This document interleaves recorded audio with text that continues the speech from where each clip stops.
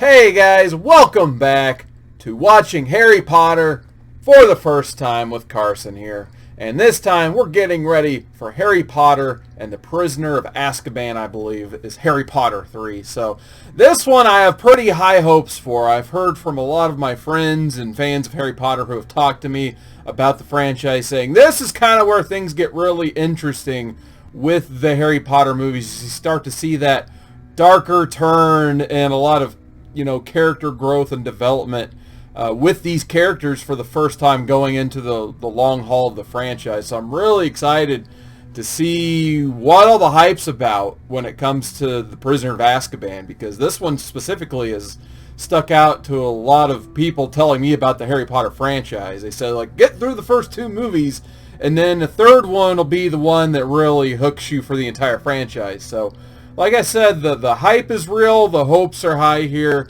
so I'm really hoping, not that the first two were bad or anything like that, I still enjoyed them, but so far, I'm really hoping there's that one that just hooks me into, like, making me die to watch the rest of the franchise. So maybe this will be the one that, gets more than a 7.5 and all that stuff. So I guess as usual, I'll talk about what are my expectations for this Harry Potter. So obviously, my biggest expectation is finding out who the Prisoner of Azkaban is. So I'm guessing it has to do with Gary Oldman being in this one. That's the big actor I've been waiting for to pop up, and I'm pretty sure he's going to be the Prisoner of Azkaban. If I'm wrong about that, hey, cool, I'll find out while watching it, and I'll talk about that once I get it watched. But I'm guessing Gary Oldman's going to be our Prisoner of Azkaban, so obviously one of my favorite actors, so I'm really hoping for big things, which, hey, they named the movie after him, so I'm guessing there's going to be a lot of Gary Oldman in this, I would hope. So I guess, what are my guesses on what this character is? So obviously I don't know the name of this character yet. I'm guessing it has something to do with Harry's family. I don't know if this is going to be like his illegitimate father, uncle, cousin, something. That's my guess. He definitely has something to do with Harry's past. So that's how he's going to get hooked into this, I'm guessing. You're going to think he's probably a bad guy at first, because Prisoner of Azkaban sounds like a pretty menacing name, let's be honest. So I'm thinking he's just going to be introduced kind of as a baddie, but then you'll kind of see how things actually are, and he's going to be wrapped up into being a good guy in the grand scheme of things, and probably most likely be some sort of mentor to Harry Potter and his friends going forward, or maybe not that all happens. So that's my speculation, and like I said, I'm happy to see Gary Oldman enter the franchise. I'm really looking forward to seeing what he has to offer, and then obviously for the other characters, we're going to get a ton of Harry Potter and Ron and Hermione, I'm assuming, and their hijinks and adventures. I just really hope, like, the movie starts out and it's plot. You get the whole plot up front, and then it's just the whole movie they spend going that direction, figuring out, like, how are we going to get a resolution from this, whereas the other two, they do the world building, which, hey, great, that's awesome, but then I feel like they get to the last third of the movie, like, oh yeah, here we got to resolve something. So I really hope that we're good on, building this world. Let's just get to planting the seeds for the overall 8-movie plot, and then have a great entertaining plot with the Prisoner of Azkaban. So we'll see what happens here, but guys, I'm going to hit stop on this part of the movie, or this part of the vlog, and then I'm going to go watch the movie, and I'll see you guys. For me, it'll be like 2.5 hours. For you guys, it'll be like right now. So stay tuned. Alright, and I'm back, and I just finished The Prisoner of Azkaban, and I gotta say, I was very pleased with The Prisoner of Azkaban as a film. I feel like this was so much stronger of just a movie in general than the first two. I was very happy with this one. The characters didn't disappoint. The story definitely didn't disappoint. I think everything in my expectations portion of what I set out that I wanted actually kind of came to fruition for the most part. We got Gary Oldman's character, Sirius Black, turned out to be his appointed godfather, and he was framed by a guy turned into a rat. So yeah, I promise I had not seen this movie before.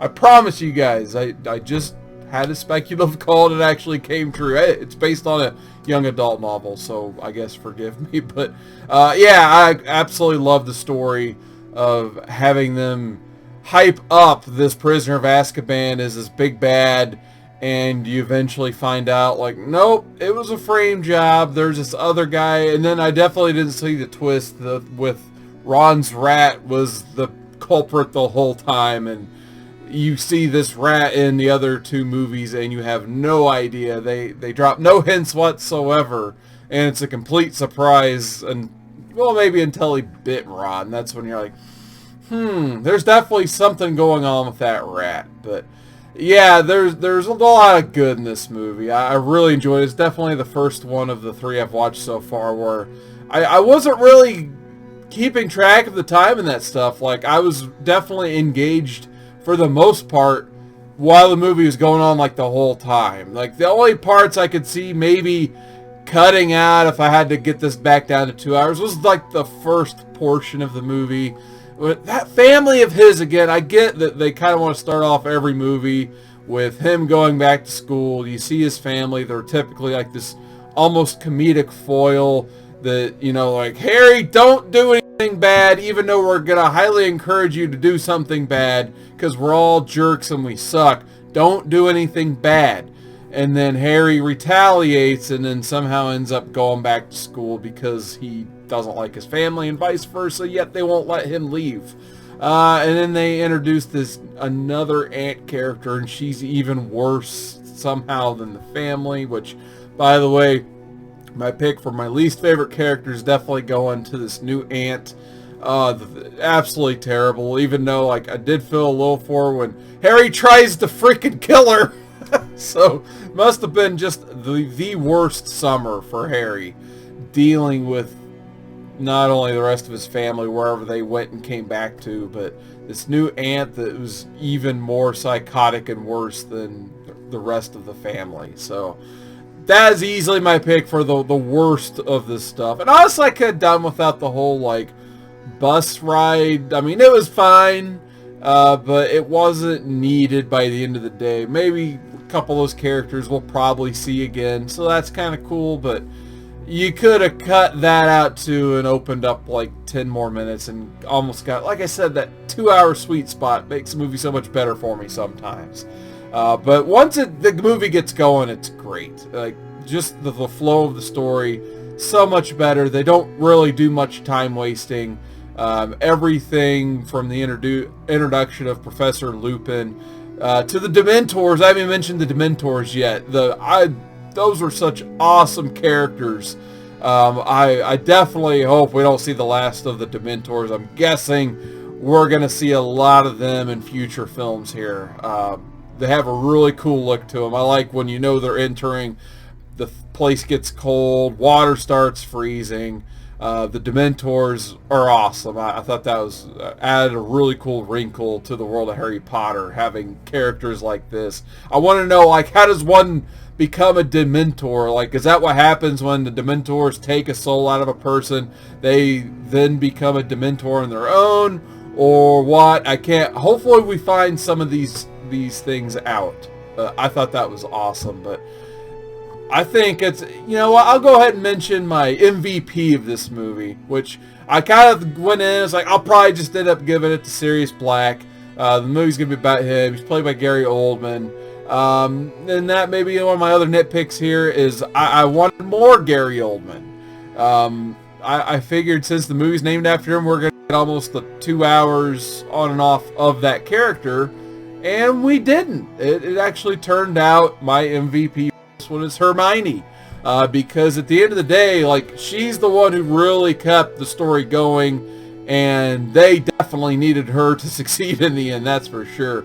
And I really hope we see down the line how she got this, like, time travel MacGuffin type device, which it is what it is. I always like time travel in my movies, I guess, but hopefully we get a little bit of explanation how she got, like, I mean, everything is magic related, but that seems like a pretty important piece of jewelry for a 13-year-old little girl to have. So, and not to mention the fact that, like, I think her character-wise just steps up. I really like just seeing her punch Draco in the face. That was awesome.